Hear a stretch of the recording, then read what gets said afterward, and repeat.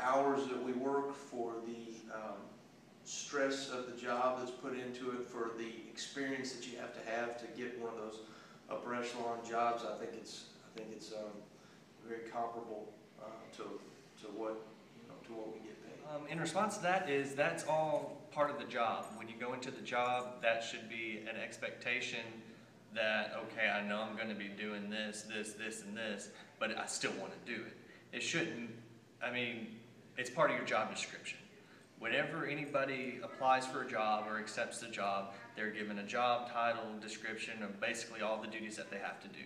And that should automatically be assumed, prior to accepting a job. Because of the way the alumni base works and how one of the biggest opportunities for them to come back and visit their campus and their university is in Hemingway Stadium, and as that college football stadiums across the country, it just so happens that a lot of money is put involved into those weekends and those game days, because we're trying to bring an atmosphere to where our alumni and fans can come back and feel welcome on this campus. And I think it benefits everybody. I think it benefits the university. I think it benefits the town itself and the economy. And then obviously I think it benefits our football program.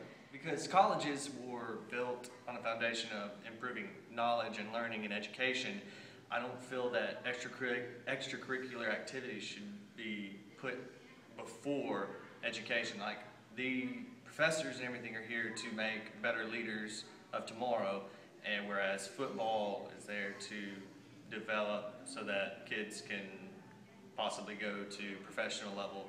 But it's just not fair, in my opinion. I do think it's fair. I mean, it's a more competitive world out there in the area of coaching.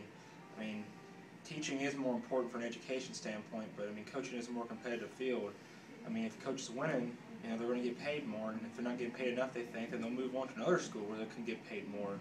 And maybe some coaches shouldn't get paid as much. Nick Saban makes $6 million a year, but he's winning a national championship, so $6 million a year seems fair, especially if you're winning national championships. It brings the school money as well. So, I mean, even though it kind of makes a little bit of irony there that coaching is a little bit, I guess, a secondary thing to education, like such as sports, but in the end, I mean, it does help bring the school money, and it is more competitive than teaching is.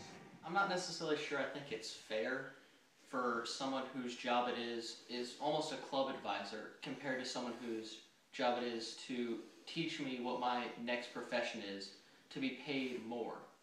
It's almost a little bit morally reprehensible, really, to have someone whose job it is, which is literally a club advisor. It is someone I go to in his entertainment, as opposed to someone who teaches students skills that are going to go on later in life. You can make the argument that, yes, a coach will teach you how to persevere, but these same qualities can be taught to us in so many other ways that don't necessarily need to be paid such extravagant amounts for. I find a very hard way of justifying that.